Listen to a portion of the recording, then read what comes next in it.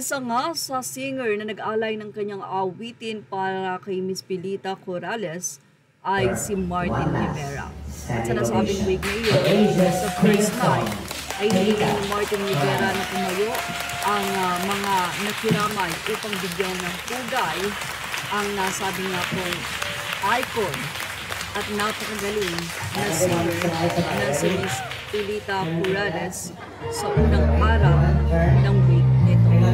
Ibinahagi pa ni Martin ang pag-debut ni Miss Pilita at gayahin nga daw ang nasabi nga pong sikat na projection ng nasabing icon singer sa nasabing wake na iyon.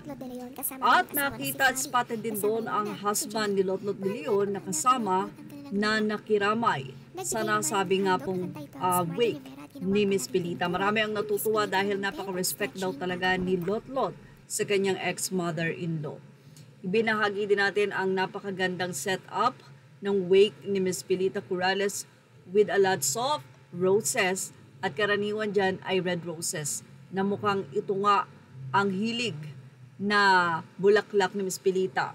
Spotted din ang pag-alalay ng dating mag-asawa na sila Lotlot de Leon at Monjing sa nasabi nga pong dating Pangulo ng Bansa na si President Joseph Estrada matapos itong dumalaw sa nasabing wake. Star-studded din ang nasabing wake ang unang araw dahil maraming bumisita mga hindi lamang mga celebrities kundi mga kaibigan sa industry or hindi man sa industry, mga personal nilang kamag-anak o kaibigan ang agad-agad na dumagsa sa wake ni Miss Pilita na cremated na nga.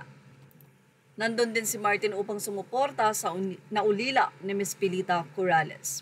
Viral naman ang video nila Monching, Lotlot de Leon at Janine Gutierrez kung saan tandem ang pamilya sa pag-iistima ng mga bisita.